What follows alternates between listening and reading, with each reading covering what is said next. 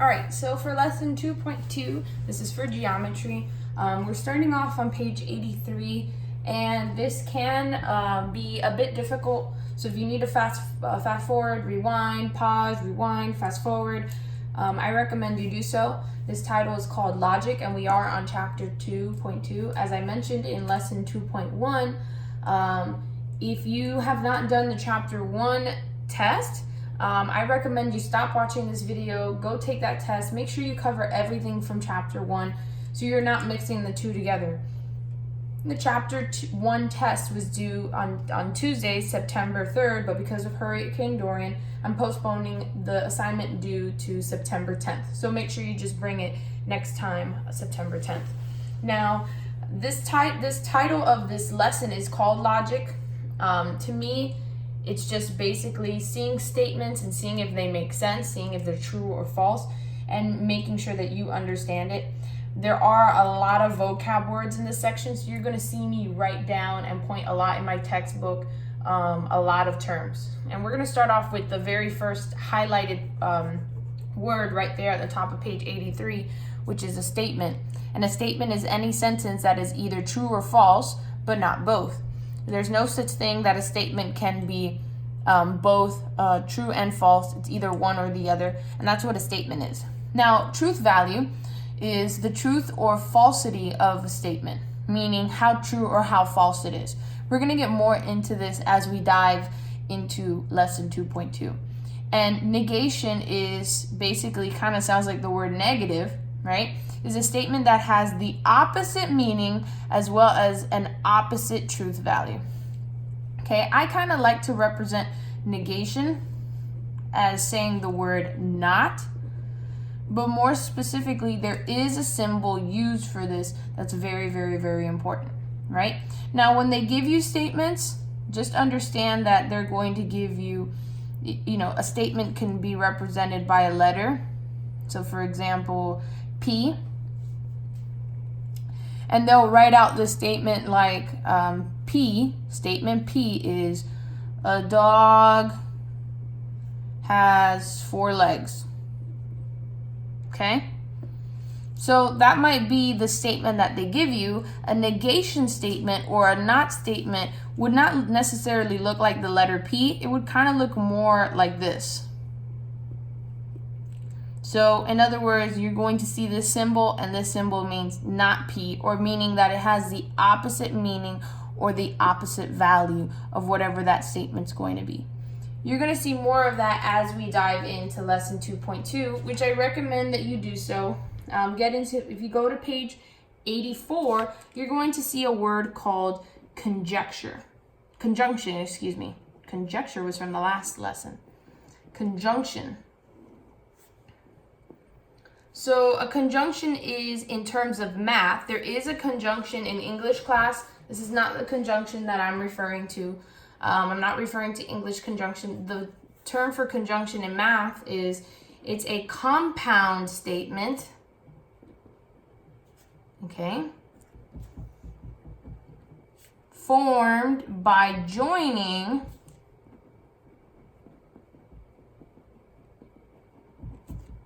two or more statements.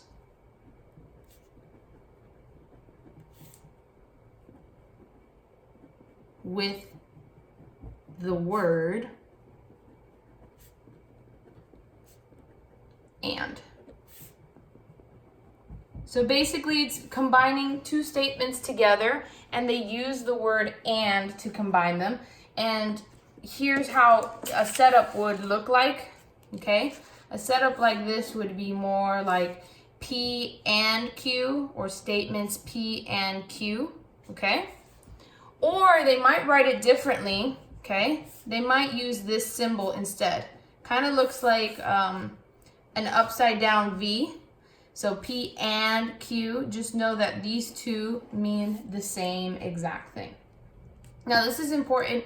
As we get to example 1, you're going to be seeing the word and as well as this symbol, which represents and. And we are going to basically see if it's a conjunction, or see if we can actually compound or combine these statements, okay? So on page 84, Okay. We are going on to example 1. And then we'll do some in a bit. Okay. And I'm going to pull out my textbook here so you can see what it says. Now, you should have your own textbook. I am aware that I do have the answer key. Please try not to look at it. Just try to use your textbook and follow along. It says in example 1, use the following statements to write. So you're writing down a compound or a conjunction statement for each conjunction. Then find its truth value, meaning is it true or is it not? Okay, so remember, because these statements are coming together, you need to see the validity between both statements. And right off the back, they talk about statements P, Q, R. Statement P says that January 1st is the first day of the year. You know what? So far, the truth value of that, or the statement, is true. January 1st is the first day of the year. Let's take a look at Q.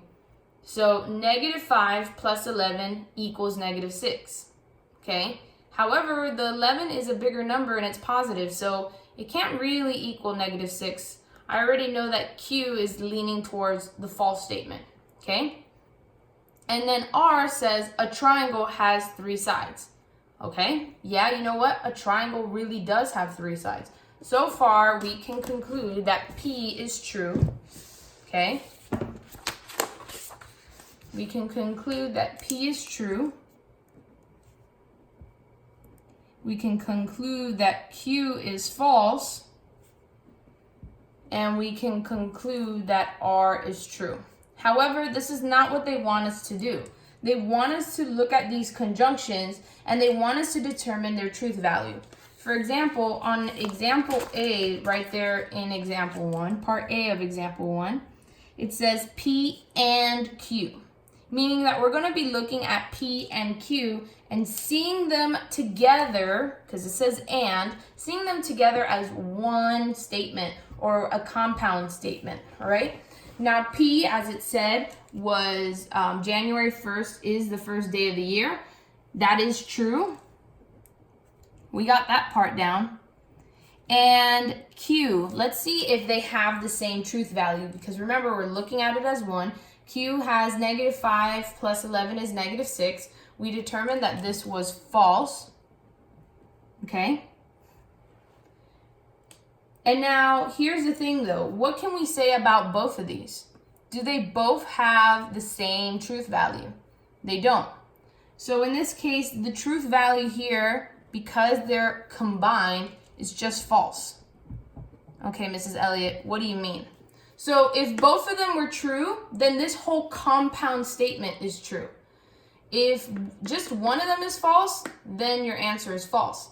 That's kind of like me saying if you had, let's say, I have 10 fingers, I have 12 toes, right? Yes, you can have 10 fingers, but you can't have 12 toes. So that whole statement together, the compound statement, is just false. That's like, as I said, it's like you telling the story about you have 10 fingers, but yet you have 12 toes. Come on, nobody's going to believe you. That is so false. Okay? So that helps you kind of determine, as long as one of these are false, then this is false. If both of them are false, then obviously this is false. Doesn't work like with positive and negative and multiplying. It just works with, if both of these are true, then this is true. If any of them are false, then your statement is automatically false. Let's take a look at B. Now, B is written a bit weirdly, so you got to follow along. It says that this symbol, Q, and remember this symbol means the negation or not Q, or the opposite of Q, and, that means and, R. What can we say about these? Okay, so we know that Q itself, okay, is already false. But because we have the negation of it, or meaning the opposite of it, right, you can automatically count this as true. That's right. It gets its complete opposite value. Mrs. Elliott, what do you mean? How can this be applied to letter Q? Well, let's go back to letter Q. Remember, statement Q looked like this.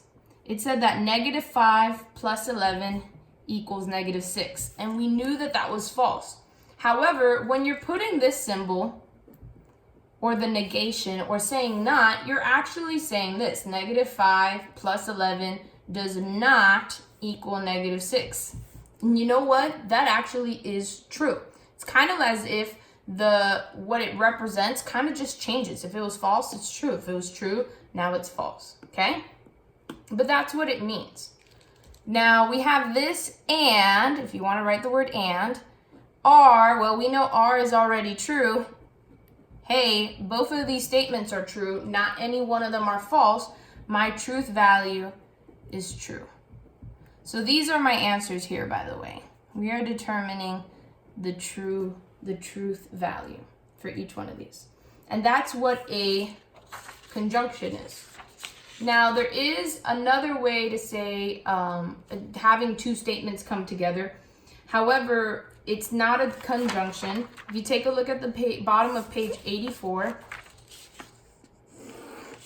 we have what's called a disjunction. And it's very similar to a conjunction because it still is a compound statement or two statements coming together as one. Okay? A compound statement. And I'm going to abbreviate this using the word or. Okay?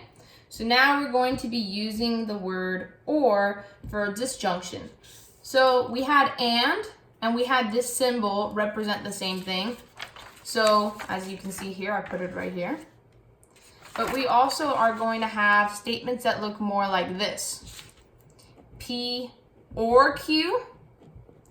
And then they could look like this. P or Q. So now these two symbols represent the same thing. It kind of looks like a regular V, okay? But that gives you an idea that that and or mean the same thing. And the downwards V is just the same thing as saying and.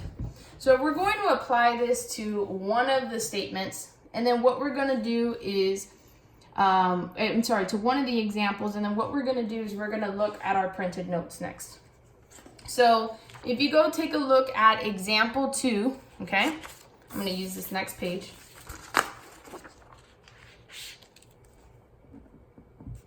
If you go take a look at example 2, and this is on the top of page 85, should have written that first. You'll see some of the following statements. It says use the following statements, and actually, you know what? I'll pull it up here for a moment. We're just going to look at one of these. It says use the following statements to write a compound statement for each disjunction, meaning or statement. Then find its truth value.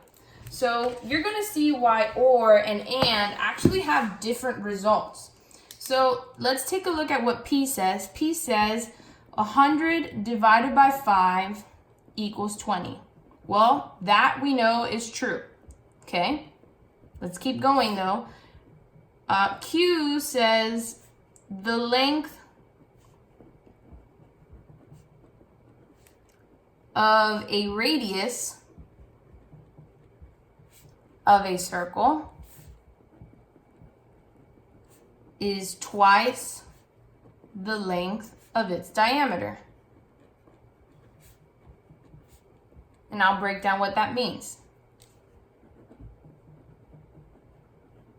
So I have a circle. Remember, halfway represents the radius. And if I double that amount, right? So in other words, if I stretch that amount, this radius is also represented over here. Meaning if I did radius times 2, yeah, you're right. It does equal the diameter. So this statement is also true. All right?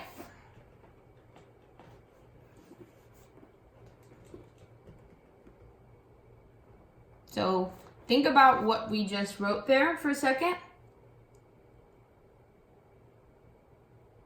I think I actually just wrote this wrong. Give me one moment. I'm sorry, I wrote this backwards. It's supposed to be what they're saying here. So this is actually false. What they're saying here is that the radius equals 2 times the diameter. And that we know is not true. That is false. It's supposed to be the other way around. If they would have said the words, the length of a diameter, so the diameter equals or is, the diameter equals twice the radius, then this would be true. However, this statement is false.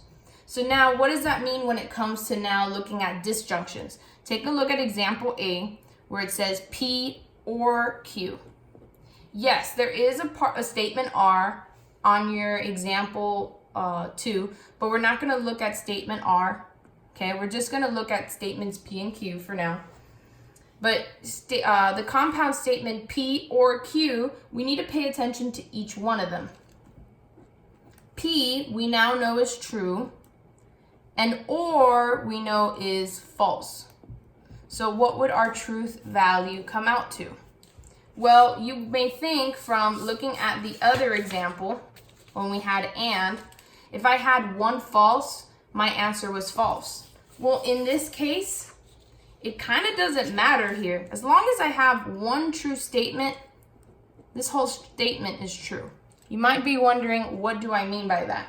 So kind of think about it as if I told you, again, using the 10 fingers, 12 toes scenario, do I have 10 fingers or 12 toes, right? Obviously, one of those statements is true, validating that your answer will automatically be true.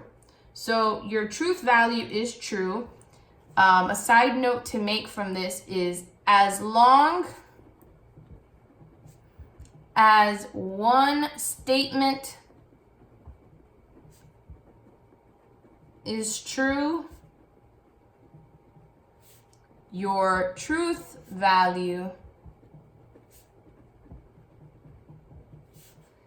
is always true. And for the other one, when we were doing and, okay, so as long as one statement is true, here is as long as one statement is false, your truth value is false. These are good notes to follow by.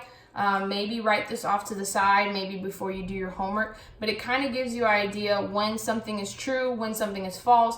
If I'm using and, if I'm using or, how do I know if my truth value is going to be true or false? And it kind of is logic, kind of like the title of this lesson, okay? So that's what a disjunction is. And remember, they might not always use this symbol. Sometimes they might use the upwards V symbol, and just be mindful that those two things mean the same exact thing, okay? Now I'm going to show you one other example, but it's not really mentioned as an example in, well, it is mentioned as an example in your textbook. But first off, we need to take a look at page 86. Okay, and we need to pay attention to what are truth tables.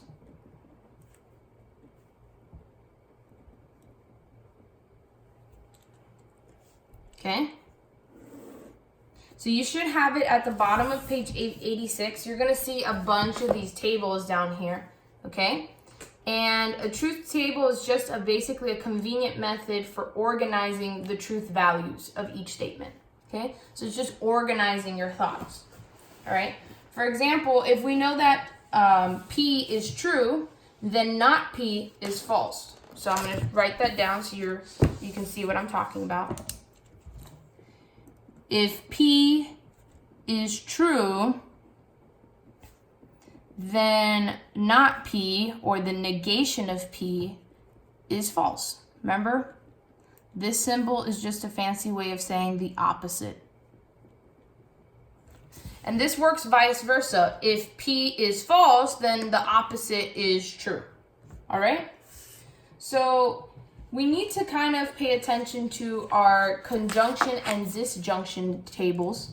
And I'm going to kind of prepare them over here, even though you already have it in your textbook on page 86. But I'm going to prepare it. This is something that you don't necessarily need to write down every time. This is something that you should kind of have memorized, or you should get an idea of how it goes. So with conjunction, we can have two statements, and those two statements could be P and Q. Now, what if statement P is true and statement Q is true?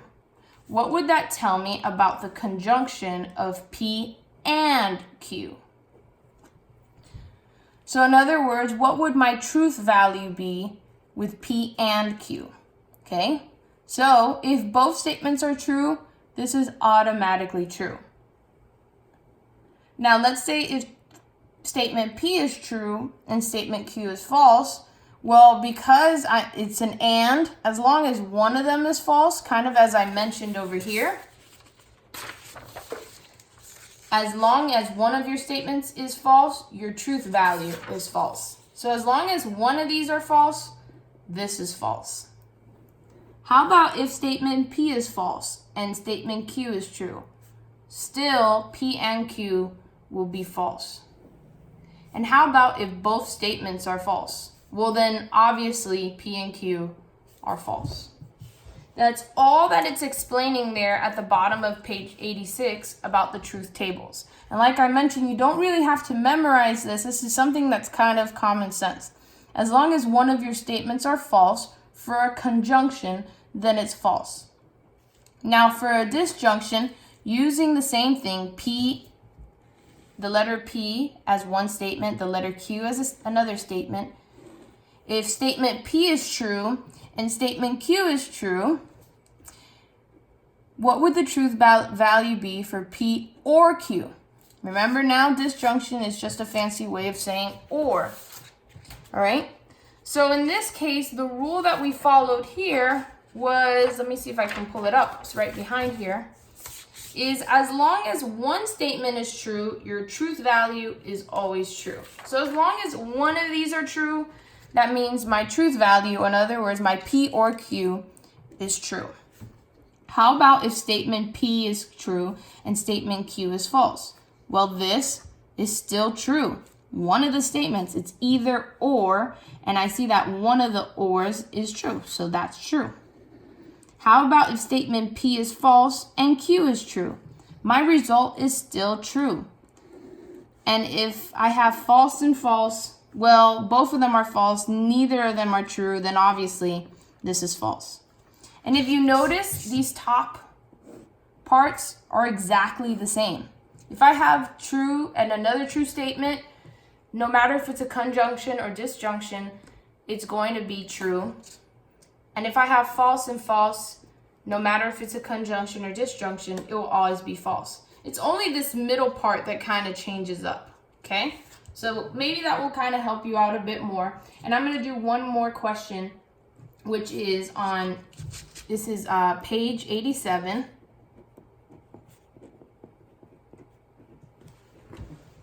Example 4.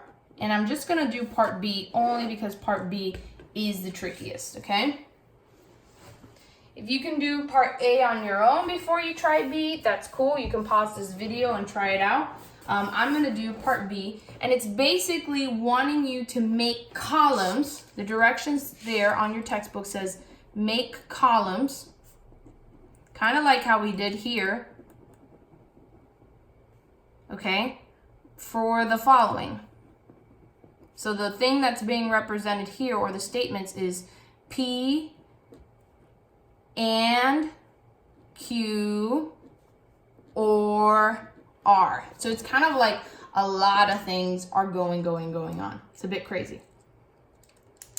So you do have a truth table. The good news is on your homework, you don't need to draw this all out, okay? On your homework, you're just going to have to fill in the empty spots of the table, okay? But for now, on my paper here, you're gonna have to see me draw it all out. So we have the letters P, Q, R. Before I start doing any of this, you see how I kind of had, you know, and or statements in my table? Before I do that, I need to have P, Q, and R statements. So I'm gonna start off with that first part with P and Q. And I'm gonna kind of lay out the same scenario I did here, right? Because this is an and, kind of like it's written here. So I'm gonna have P, Q, and then P and Q. So that's what I have so far in my table. By the way, this is on page 87, so you can just follow along. Don't feel like you need to write. This is example 4, part B, not part A. And let's kind of do what we just did up here. If statement P is true and Q is true, P and Q is true. Okay. If statement P is true and Q is false, P and Q is false. If P is true, or actually, you know what? Hold on one second. Let me actually write out the rest of this. Let me put R here. And let me put, let me just continue this. P and Q or R. Okay. And then let me do the next couple parts. If I had this is false and this is true, then this is still false. And if I have this is false and this is false, then this is false. Okay. So now that I have this, let's kind of lay out the scenario as well. For now that I already have P and Q together, what if I just paid attention to P and Q with R? So let's try this out. I'm going to kind of ignore this here. If R is true, right, that means true, true. What can you tell me about the OR value? That's kind of like a disjunction. If both of them are true, this is true. Let's even do this. If both of them are false, this is false. That's good. I think you guys can do that already, okay? And if this is true and this is true, well, these kind of look exactly the same. Remember, with an OR statement, as long as one of them is true, this is true. Okay, Mrs. Elliott, but I have false, false, true, true. Okay, what if I had something like true and false?